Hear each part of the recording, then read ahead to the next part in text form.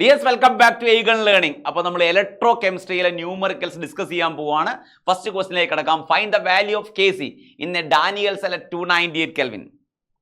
അതായത് 298 kelvin equilibrium constant, Daniel സെല്ലിന്റെ equilibrium constant calculate ചെയ്യാൻ പറഞ്ഞിരിക്കുകയാണ്. ഡാനിയൽ സെൽ റിയാക്ഷൻ ഇതാണ്. Zn plus Cu2 plus Zn plus Cu2 plus gives Zn2 plus Cu എന്നുള്ള Zn2 plus Cu. ഇതാണ് Daniell cell reaction. Daniell cell reaction Zn plus Cu2 plus gives Zn2 plus Cu എന്നുള്ളതാണ് Daniell cell reaction.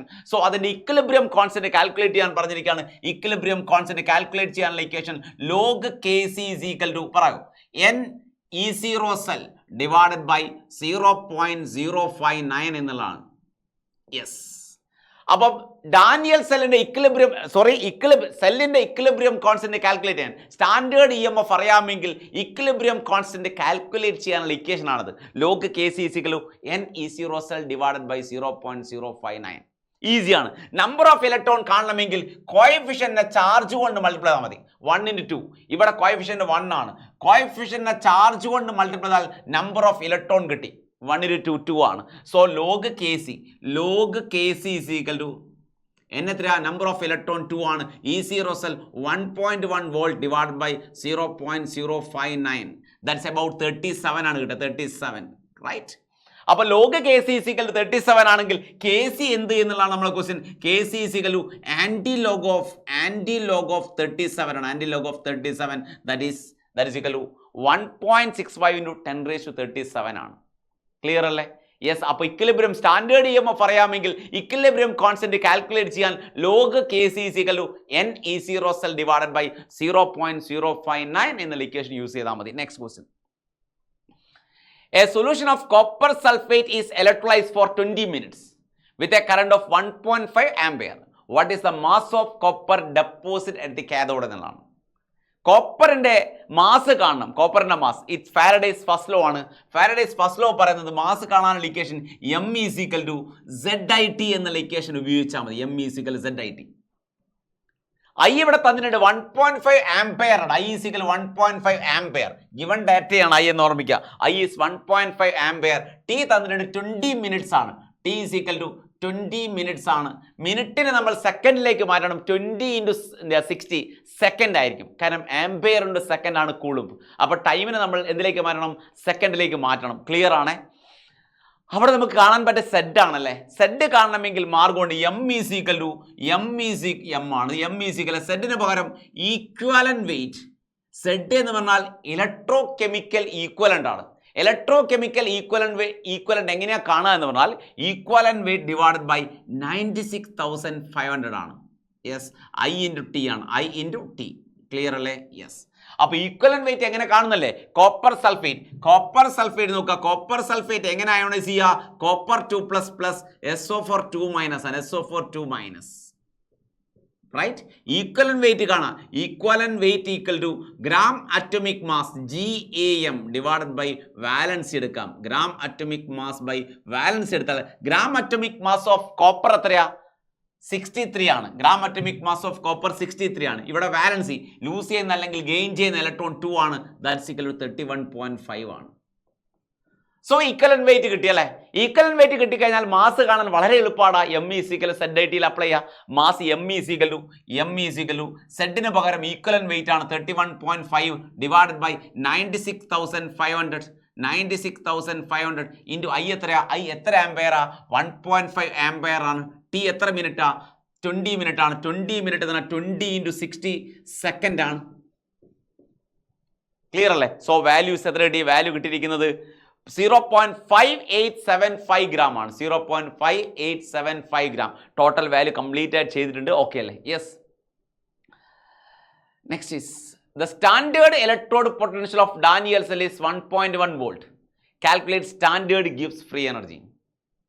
ഒരു Daniel സെല്ലിന്റെ standard electrode potential 1.1 volt ആണ് തന്നിട്ടുണ്ട്. Standard free energy കാണണം. Delta G0 കാണാനുള്ള equation ആണ് -NF E0 cell ആണ്. -NF E0 cell. അപ്പോൾ delta G0 equal to -N. N is number of electron. Number of electron എത്രയാ?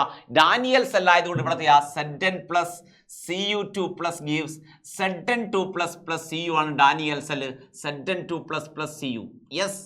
അപ്പൊ നമ്പർ ഓഫ് ഇലക്ട്രോൺ എത്ര വെച്ചാൽ 2 ആണ്. നമ്പർ ഓഫ് ഇലക്ട്രോൺ 2 ആണ്. So -2 Faraday. എഫ് എന്ന് പറഞ്ഞാൽ ഫാരഡേ ആണ്. 1 Faraday is equal to 96,500 coulomb ആണ്. E0 cell is 1.1 volt. Given data ആണെന്ന് അറിയാം. യെസ്. അപ്പൊ നമുക്ക് കിട്ടുക -2123 കൂളും വോൾട്ട് ആണ് കിട്ടുക. Coulomb volt. ഇതാണ് delta G0. 1 coulomb volt is equal to 1 joule ആയതുകൊണ്ട് -212300 ജൂൾ എന്ന് എഴുതാം. 1 coulomb volt is equal 1 joule ആണ്. ആൻസർ അവിടെ ഉണ്ട്. -212.3 കിലോ ജൂൾ പെർ മോൾ. മറ്റേത് ജൂളിലാണ്, ഇത് കിലോ ജൂൾ പെർ മോൾ ആണ്. ക്ലിയർ അല്ലേ? യെസ്. യെസ്. നമുക്ക് കോളറേഷ്യസ് ലോ ആയിട്ട് ബന്ധപ്പെട്ട ഒരു പ്രോബ്ലമാണ്. അസറ്റിക് ആസിഡിന്റെ മോളാർ കണ്ടക്ടിവിറ്റി കാണാൻ NaAC. AC എന്ന് പറഞ്ഞാൽ അസറ്റേറ്റ് അയോൺ ആണെന്ന് ഓർമ്മിക്കുക. AC എന്ന് പറഞ്ഞാൽ അസറ്റേറ്റ് അയോൺ. CH3COOI. കാണേണ്ടത് λm04 അസറ്റിക്. അത് ക്യാപിറ്റൽ ലാംഡ ആണ്, സ്മോൾ ലാംഡ അല്ല, ക്യാപിറ്റൽ ലാംഡ ആണ്. അസറ്റിക് ആസിഡ് ആണ് കാണേണ്ടത്. λm0 molar conductivity of acetic ആസിഡിന്റെ 0 കോൺസെൻട്രേഷനിലെ മോളാർ കണ്ടക്ടിവിറ്റി കാൽക്കുലേറ്റ് ചെയ്യണം. റെഡി അല്ലേ? യെസ്. കാൽക്കുലേറ്റ് ചെയ്യാം. അസറ്റിക് ആസിഡിന്റെ 0 കോൺസെൻട്രേഷനിലെ മോളാർ കണ്ടക്ടിവിറ്റി എന്ന് പറഞ്ഞാൽ ഇതാണ്. അസറ്റിക് ആസിഡ് ക്യാപിറ്റൽ ലാംഡ ആണ്, സ്മോൾ ലാംഡ അല്ല. അസറ്റിക് ആസിഡിന്റെ 0 കോൺസെൻട്രേഷനിലെ മോളാർ കണ്ടക്ടിവിറ്റി എന്ന് പറഞ്ഞാൽ അസറ്റേറ്റ് അയോണിന്റെ കണ്ടക്ടിവിറ്റി പ്ലസ് H+ അയോണിന്റെ കണ്ടക്ടിവിറ്റി ആണ് നമുക്ക് അറിയണം. അസറ്റേറ്റ് അയോണിന്റെ കണ്ടക്ടിവിറ്റി പ്ലസ് H+ അയോണിന്റെ കണ്ടക്ടിവിറ്റി ആണ് അസറ്റിക് ആസിഡിന്റെ കണ്ടക്ടിവിറ്റി. ക്ലിയർ അല്ലേ? 3 ഡാറ്റ ഇവിടെ തന്നിട്ടുണ്ട്. ഏതൊക്കെയാ? ലാംഡ ഇതാ, ഗിവൺ ഡാറ്റ ഇതാണ്. λm0 NaCl ഗിവൺ ഡാറ്റയാണ്. λm0 NaCl ഗിവൺ ഡാറ്റയാണ്. λm0 NaCl എങ്ങനെ അയോണൈസ് ചെയ്യും? λm0 Na++ λm0 Cl- എന്ന് അയോണൈസ് ചെയ്യും. അതിന്റെ വാല്യൂ കിട്ടുന്നത് 126.4 ആണ്. 126.4 ആണ്. Yes. Next is λm0 NaAC എന്ന് പറഞ്ഞാൽ CH3COONA തന്നിട്ടുണ്ട്. ഗിവൺ ഡാറ്റയാണ്. Given data λ0 CH3COO- plus λ0 Na+ ആണ്. That value is equal to 425.9 ആണ്. 425 സോറി, അത് HCl ആണ്. സോറി, ഇത് HCl ആണ്. HCl ആണ്. ഓക്കെ, ഈ ഡാറ്റ നമുക്ക് മാറ്റാം. ഓക്കെ, ഇവർ തന്നിരിക്കുന്നത് 91 ആണ്. 91 ആണ്. ആൻഡ് അടുത്ത ഡാറ്റ തന്നിരിക്കുന്നത് λm0 HCl. λm0 HCl ആണ് തന്നിരിക്കുന്നത്. λm0 HCl is equal to λ0 H++ λ0 Cl- ആണ്. Cl- that's equal to 425.9. 425. ഞാൻ ജസ്റ്റ് മാറ്റി ചെയ്തെന്ന് മാത്രം. ഇവിടെ സെക്കൻഡ് ഡാറ്റയാണ് HCl. HClന്റെ ഡാറ്റ സെക്കൻഡ് ഡാറ്റയാണ്. ഞാൻ തേർഡ് ആയിട്ട് എഴുതിയിരിക്കുന്നത്, അത്ര മാത്രം. ഓക്കെ, അപ്പോൾ നമുക്ക് അസറ്റിക് ആസിഡിന്റെ മോളാർ കണ്ടക്ടിവിറ്റി കാൽക്കുലേറ്റ് ചെയ്യണം. അതിന് അസറ്റേറ്റ് അയോണിന്റെ കണ്ടക്ടിവിറ്റി പ്ലസ് H+ അയോണിന്റെ കണ്ടക്ടിവിറ്റി ആണ്.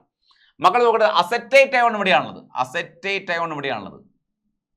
H+ അയോൺ ഉള്ളത് മൂന്നാമത്തെ ഇക്വേഷനിലാണ്. അപ്പോൾ ഈ 2 ഇക്വേഷൻ ആഡ്, മക്കൾ ശ്രദ്ധിക്കുക, ഈ 2 ഇക്വേഷൻ ആഡ് ചെയ്ത് കഴിഞ്ഞാൽ നമുക്ക് അസറ്റിക് ആസിഡിന്റെ കണ്ടക്ടിവിറ്റി കിട്ടി. പക്ഷേ ഈ 2 ഇക്വേഷൻ ആഡ് ചെയ്യുന്ന സമയത്ത് എക്സ്ട്രാ വരുന്നത് Na+ഉം Cl- ആണ് അല്ലേ? അത് പോകണമെങ്കിൽ ഒന്നാമത്തെ ഇക്വേഷൻ മൈനസ് ചെയ്താൽ മതി. സോ നമ്മൾ ടോട്ടൽ ആൻസർ കിട്ടണമെങ്കിൽ അസറ്റിക് ആസിഡിന്റെ മോളാർ കണ്ടക്ടിവിറ്റി കിട്ടണമെങ്കിൽ അസറ്റേറ്റ് അയോണിന്റെ കണ്ടക്ടിവിറ്റി 2+ ആണ്. 2 ഉണ്ട്, പ്ലസ് 3 ഉണ്ട്, -1 ചെയ്താൽ മതി. 2 + 3 - 1. അസറ്റേറ്റ് അയോണിന്റെ കണ്ടക്ടിവിറ്റി പ്ലസ് H+ അയോണിന്റെ കണ്ടക്ടിവിറ്റി -1 ചെയ്താൽ മതി. That's equal to 91 plus 425.9 minus 126.4 ചെയ്താൽ മതി. ആൻസർ കിട്ടും. യെസ്, ഇതാ 91 plus 425.9 minus 126.4 is equal to 390.5 siemens centimetre square mole inverse ആണ്. ക്ലിയർ അല്ലേ? Yes. Standard electrode potential of Daniel cell is 1.1. Calculate standard Gibbs free energy. Already നമ്മൾ ചെയ്ത് കഴിഞ്ഞിട്ടുണ്ട്. Yes. Write the electrode reaction and overall cell reaction happening the lead storage battery when it is used. Lead storage ബാറ്ററിയുടെ overall reaction ആണ് എഴുതാൻ പറഞ്ഞിരിക്കുന്നത്. Lead storage ബാറ്ററിയിൽ ശ്രദ്ധിക്കുക, PB anode P B ആണ്. ആനോഡ് നടക്കുന്ന റിയാക്ഷനാണ് ഞാൻ ഇവിടെ ചെയ്യുന്നത്. ആനോഡ് നടക്കുന്ന റിയാക്ഷനാണ് ഞാൻ ഇവിടെ ചെയ്യുന്നത്. പി ബി സൾഫേറ്റ് അയോണുമായിട്ട് കമ്പൈൻ ചെയ്യും. പി ബി സൾഫേറ്റ് അയോണുമായിട്ട് കമ്പൈൻ ചെയ്ത് PbSO4 ആയി മാറുന്ന സമയത്ത് 2 ഇലക്ട്രോണിനെ ലൂസ് ചെയ്യും എന്ന് മനസ്സിലാക്കുക. 2 ഇലക്ട്രോണിനെ ലൂസ് ചെയ്യും. അതേസമയം കാഥോഡിൽ ആനോഡ് റിയാക്ഷൻ ഇതാണെങ്കിൽ കാഥോഡ് റിയാക്ഷൻ എന്താ സംഭവിക്കുക എന്ന് പറഞ്ഞാൽ ലെഡ് അയോക്സൈഡ് PbO2 ആണ്. PbO2 സൾഫേറ്റ് അയോണായിട്ട് കമ്പൈൻ ചെയ്യുന്ന സമയത്ത് 2 ഇലക്ട്രോണിനെ ഗെയിൻ ചെയ്ത് ലെഡ് സൾഫേറ്റ് ആയി മാറും. ലെഡ് സൾഫേറ്റ് PbSO4 ആയി മാറി. അപ്പോൾ PbSO4 ആയി മാറുന്ന സമയത്ത് 2 ഓക്സിജനോടെ ബാക്കി വരുന്നുണ്ട്. ആ 2 ഓക്സിജൻ 4H+ ആയിട്ട് കമ്പൈൻ ചെയ്യും.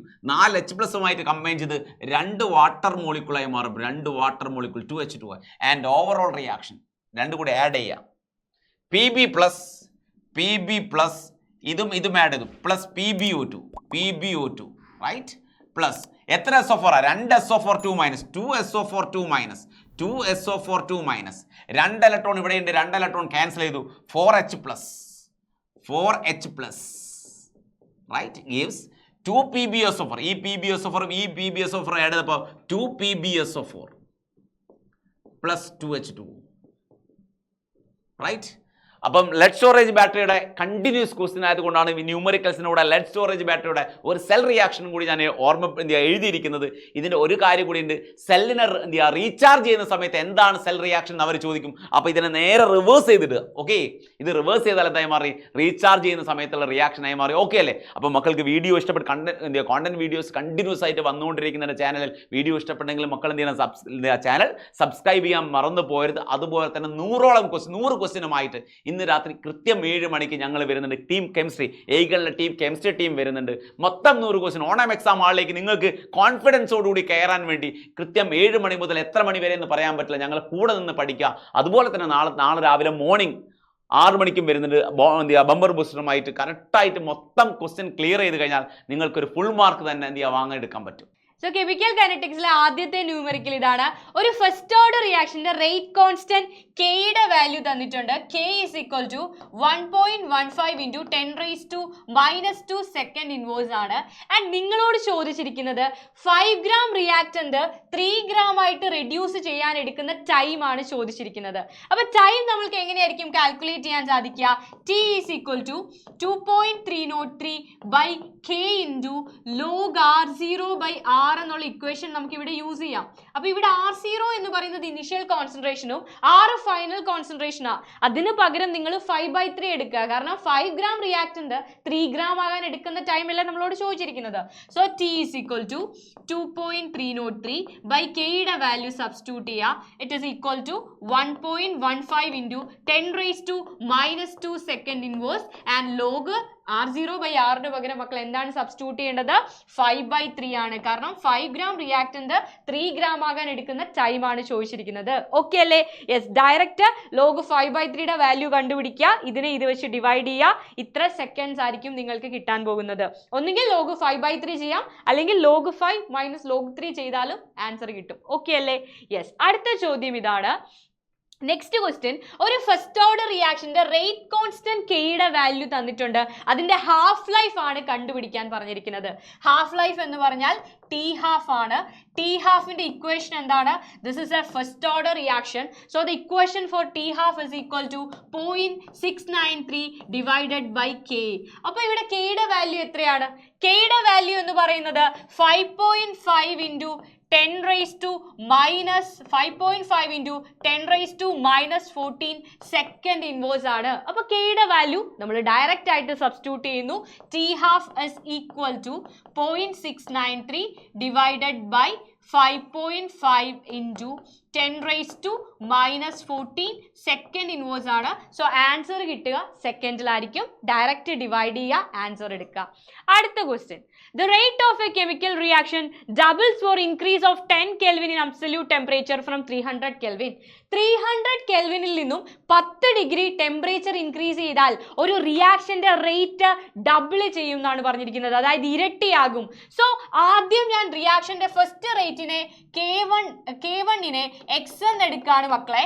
ആൻഡ് റിയാക്ഷന്റെ റേറ്റ് ഡബിൾ ചെയ്യാണ്. സോ രണ്ടാമത്തെ റേറ്റ് K2നെ എനിക്ക് എന്തെടുക്കാം? 2x എന്ന് എടുക്കാം. റീസൺ എന്താണ്? ഡബിൾ ചെയ്യുന്നത് കൊണ്ടാണ്. ട്രിപ്പിൾ എന്ന് പറഞ്ഞിരുന്നെങ്കിൽ നിങ്ങൾ 3x എടുക്കണമായിരുന്നു. ഓക്കെ, 4 ഇരട്ടിയാകും എന്ന് പറഞ്ഞിരുന്നെങ്കിൽ 4x എടുക്കണമായിരുന്നു. ദെൻ ആദ്യത്തെ ടെമ്പറേച്ചർ T1 എന്ന് പറയുന്നത് 300 കെൽവിൻ ആണ്.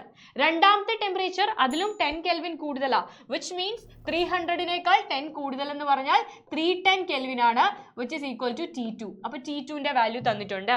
കാൽക്കുലേറ്റ് ആക്ടിവേഷൻ എനർജി EA എന്നാണ് പറഞ്ഞിരിക്കുന്നത്. EA കാൽക്കുലേറ്റ് ചെയ്യാൻ യൂസ് ചെയ്യുന്ന ഇക്വേഷൻ ഏതാണ്?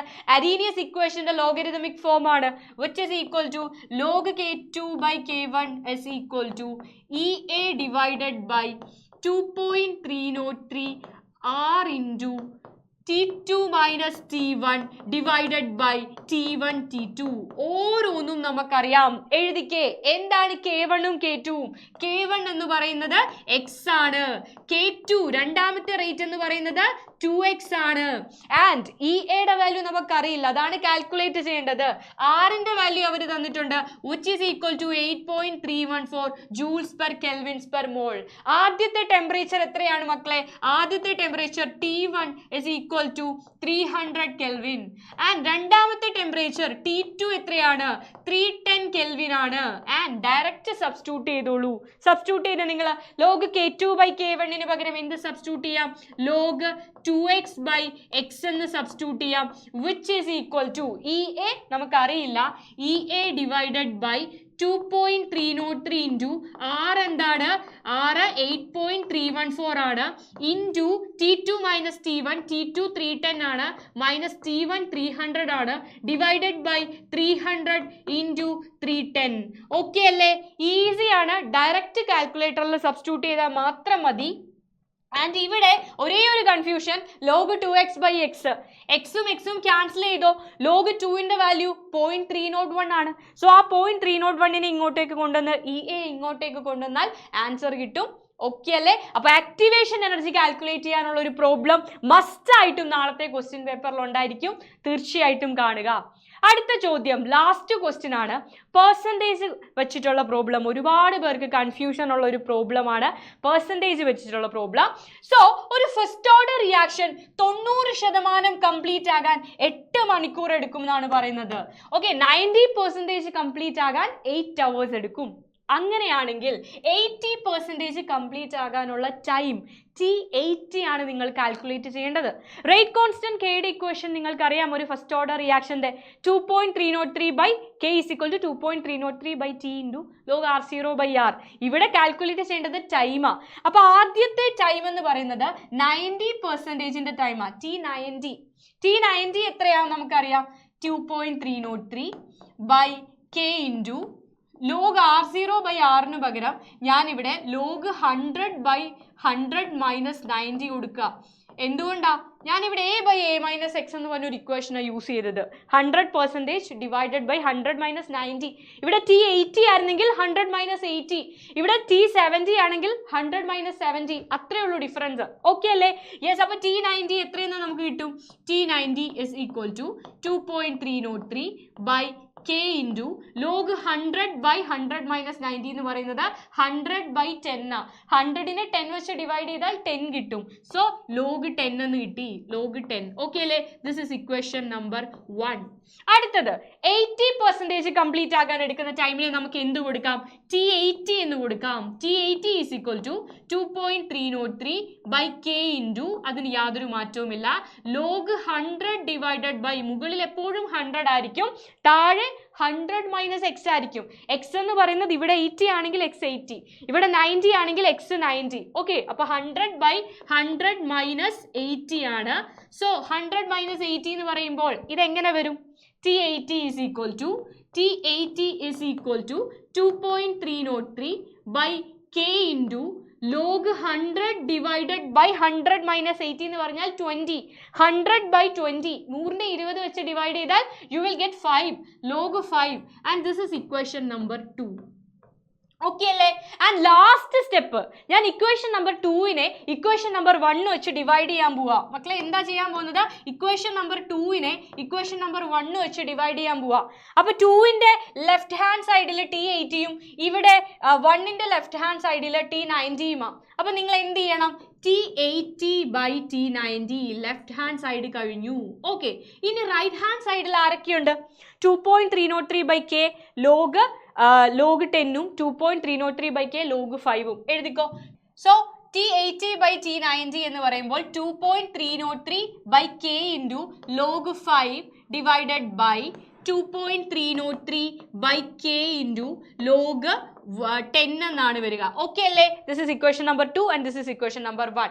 അടുത്തത് 2.303/k എല്ലായിടത്തും കോമൺ ആണ്, രണ്ടിടത്തും കോമൺ ആണ്. സോ നമ്മൾ കട്ട് ചെയ്യാണ്. സോ T80/T90 എന്നുള്ളത് നമുക്ക് എങ്ങനെ കിട്ടും? T80/T90 is equal to log 10 എന്ന് പറഞ്ഞാൽ 0.698 എന്ന് ക്വസ്റ്റ്യൻ പേപ്പറിൽ തന്നിട്ടുണ്ട്. ബട്ട് ഞാനൊന്ന് 0.7 എടുക്കുകയാണ്. 0.7 ഡിവൈഡഡ് ബൈ log 10ന്റെ വാല്യൂ എത്രയാണ്?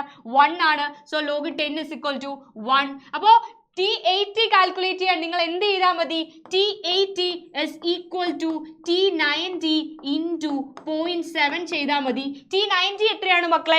90% കംപ്ലീറ്റ് ആകാനുള്ള ടൈം എന്ന് പറയുന്നത് 8 hours ആണ്. അപ്പൊ T90ക്ക് പകരം നിങ്ങൾ എന്ത് സബ്സ്റ്റിറ്റ്യൂട്ട് ചെയ്യുക? 8 എന്ന് സബ്സ്റ്റിറ്റ്യൂട്ട് ചെയ്യുക. So T80 is equal to 8 into 0.7, 8 into 0.7 which is equal to 5.6 എന്ന് നിങ്ങൾക്ക് ആൻസർ കിട്ടും. സോ ഇതാണ് T80ന്റെ ഫൈനൽ ആൻസർ. ഓക്കെ അല്ലേ?